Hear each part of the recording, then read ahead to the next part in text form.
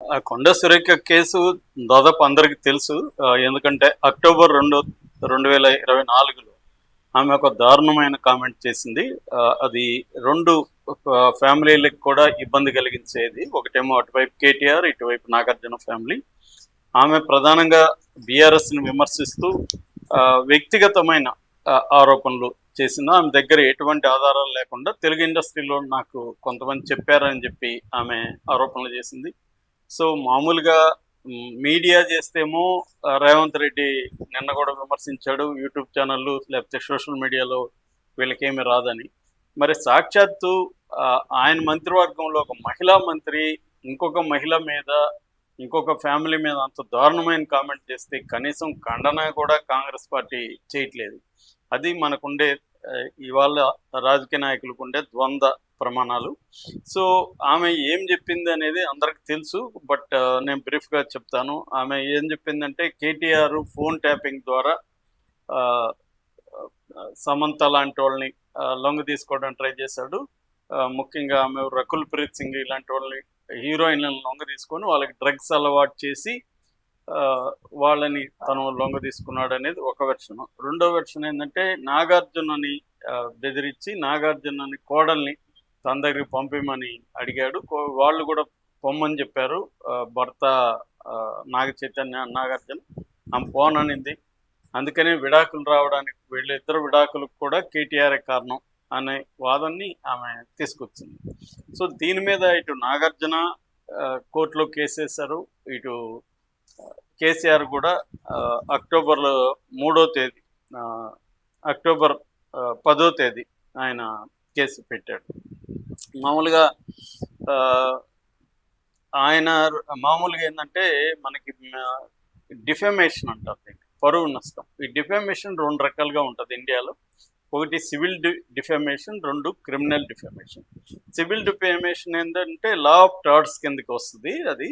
అది private complaint లాగా మనం అనుకోవచ్చు. అంటే పబ్లిక్ క్రైమ్ కాదు, ప్రైవేట్ వ్యక్తుల మధ్య. ఇది అంటే నా పరువుని పబ్లిక్గా ఇతను తీశాడు, ఇతను కావచ్చు ఆమె తీసింది కాబట్టి నాకు పరువు నష్టం కట్టించాలి. నా పరువు 100 కోట్ల 20 కోట్ల 30 కోట్ల ఏదో ఒక లెక్క చెప్పి మనం నా పరువుకు నష్టమైంది కాబట్టి ఈ పరువు వల్ల నాకు నా ఆర్థికంగా కూడా నాకు దెబ్బైంది, సామాజిక ఇబ్బందులు వచ్చాయి. ఇవన్నీ మనం కోర్టుకు పెడితే పరువు నష్టం కట్టించే కేసులు కూడా సక్సెస్ అయిన సందర్భాలు ఉన్నాయి.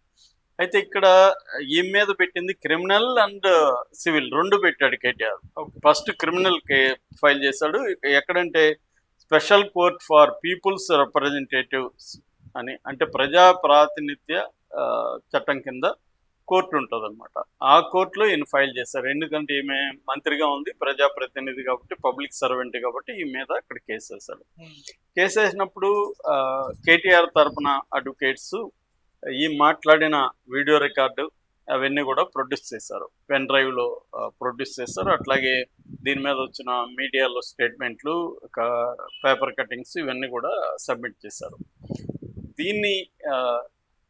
దీని మీద వాదనలు జరిగాయి. దీని మీద ఆమె తరపున అడ్వకేట్స్ ఇదంతా కూడా స్పెక్యులేటివ్, దీనికి ఏమీ ఆధారాలు లేదు, అదంతా కూడా మ్యానిపులేటివ్. రెండోది ఎలక్ట్రానిక్ ఎవిడెన్స్ అనేది పెన్ డ్రైవ్లో ఇవ్వడం అనేది చెల్లదు, మనకున్న ఎవిడెన్స్ యాక్ట్ 65B ప్రకారం చెల్లదు అనేది ఒక ఆర్గ్యుమెంట్ అయితే, ఇంకొక ఆర్గ్యుమెంట్ అసలు ఈ కోర్టుకి ఈ పరిధి లేదు, డిఫేమేషన్ కేసుల్ని డీల్ చేసే పరిధి ఈ జ్యూరిస్డిక్షన్ అంటారు, ఈ జ్యూరిస్డిక్షన్ ఈ కోర్టుకి లేదు అనేది కూడా ఆమె తరపున వాదించారు.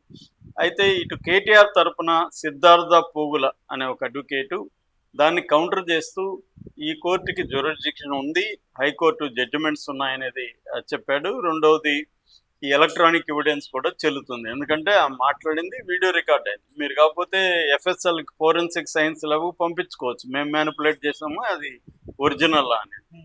కాబట్టి ఒరిజినల్గా ఆమె కామెంట్స్ ఇది అనేది వీళ్ళు ప్రూవ్ చేయగలిగారు.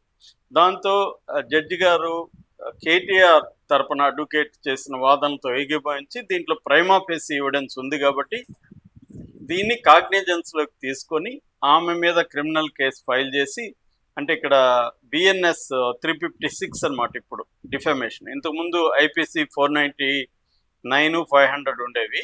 ఇప్పుడు 356 బిఎన్ఎస్ భారతీయ న్యాయ సంహిత దీని కింద కాగ్నిజెన్స్ లెక్క తీసుకోమని చెప్తారు. కాగ్నిజెన్స్ అంటే కోర్టు పర్మిషన్తో అవసరం లేకుండానే కేసు పెట్టచ్చు. సో ఇక్కడ కోర్టే ఇప్పుడు ఆదేశించింది కేసు పెట్టమని, క్రిమినల్ కేసు ఫైన్ చేసి ఆమెకి సమన్స్ పెట్టమని చెప్పింది. అయితే ఇది ఈక్వలెంట్ టు అరెస్ట్ కాదు, కానీ అరెస్ట్ చేసే అవకాశాలు లేదంటే చెప్పలేము. ఇది ఇంకా ప్రిలిమినరీ దశలో ఉంది. దీనికి ఆల్రెడీ కాంగ్రెస్ వాళ్ళు కౌంటర్ కూడా ఇచ్చారు. ఇప్పుడు ఏం అయిపోలేదు, మామూలుగా నోటీసులు ఇచ్చారు, సమ్మన్స్ ఇస్తారు, ఏమి వెళ్ళి తన ఎక్స్ప్లెనేషన్ ఇస్తుంది అనేది వాళ్ళు లైట్కి తీసుకుని చెప్తున్నారు. చెప్పలేము, ఎందుకంటే గతంలో కూడా ఇలాంటివి జరిగిన సందర్భాల్లో కూడా వాళ్ళు అరెస్టులకు దారి తీయలేదు, ఆ కేసు ఏమి ముందుకెళ్ళలేదు.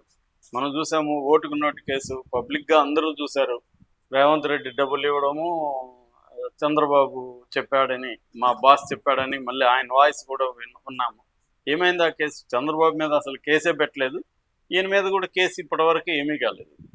సో ఇలా మనకి పబ్లిక్ పెద్ద స్థాయిలో ఉన్న వాళ్ళవి ఎప్పుడో కానీ, ఈ మధ్యకాలంలో రేవణ్ అనే అతనికి జైలు శిక్ష పడింది ఒక అత్యాచారం కర్ణాటక. అంటే ఆ స్థాయి వ్యక్తులకి జైలు శిక్ష పడడం అనేది వెరీ వెరీ రేర్. అంటే పొలిటికలీ హైలీ మోటివేట్ ఉండి సెంట్రల్ గవర్నమెంట్లో ఉండే పార్టీ, మోడీ ప్రభుత్వం లేకపోతే అంతకుముందు కాంగ్రెస్ ప్రభుత్వం కావచ్చు, ఏదైనా ఆ స్థాయిలో గట్టిగా అనుకుంటే కానీ జైలు శిక్షలు పడవు. ఇప్పుడు జగన్ పరిస్థితి ఏమైంది? ముందుగా ఆయన 16 నెలలు జైల్లో ఉన్నాడు తప్ప, ఆయన ఇప్పటి వరకు 12 ఏళ్ళుగా బెయిల్లో ఉంటే అది గతి లేదు. సో ఇది అందరికీ వర్తించే వ్యవహారం. టాప్ స్థాయిలో ఉన్న వాళ్ళు పెద్ద లాయర్లు పెట్టుకొని మేనేజ్ చేసుకుంటారు. అలాగే ఏమి కూడా చేసుకునే అవకాశం ఉంది. కాకపోతే ఆమె కామెడీగా స్టేట్మెంట్ ఒకటి ఇచ్చింది, అది నవ్వు వస్తుంది అందరికీ. అదేంటంటే నాకు పోరాటాలు కొత్త కాదు. ఇందులో పోరాటం ఏముందాడా? అతన్ని ఒక మహిళను నీచంగా ఇచ్చేసి, ఆ నాగార్జున ఫ్యామిలీ వాళ్ళకి ఒక రెప్యుటేషన్ క్లియర్గా ఉంది, వాళ్ళకి 1000 కోట్లు ఉన్నాయి. ఈ తొక్కలో చిన్న దీని ప్రాపర్టీ కోసం కోడల్ని అక్కడ బొమ్మని చెప్పే అవకాశం ఉందా? అయినా కూడా ఆమె చెప్పడం, దాన్ని కాంగ్రెస్ పార్టీ వెనకేసుకొచ్చి రావడం, మాట్లాడితే రోజుకి 100 నీతులు మాట్లాడే రాహుల్ గాంధీ ఇలాంటివి అసలు పట్టించుకోడు. ఆయనకేందంటే ఇక్కడ నుంచి పోయే ఫండ్స్ మీద ఆధారపడిపోయి ఇక్కడ ఏం జరిగినా పట్టించుకునే పరిస్థితి లేదు. మనకి 2 తెలుగు రాష్ట్రాలు చూస్తేనే రాహుల్ గాంధీ నాయకత్వం ఎంత గొప్పదో అర్థమవుతుంది. అక్కడ షర్మిలాని, ఇక్కడ కాంగ్రెస్ పార్టీని ఆయన కంట్రోల్ చేయలేకపోతున్నాడు అనేది తెలుస్తుంది. మరి అంత బలహీనమైన నాయకుడు మోడీ మీద రోజుకి 100 సార్లు నెగిటివ్గా మాట్లాడుతుంటాడు. సో ఇది కూడా ఒక లేటెస్ట్ ఉదాహరణ.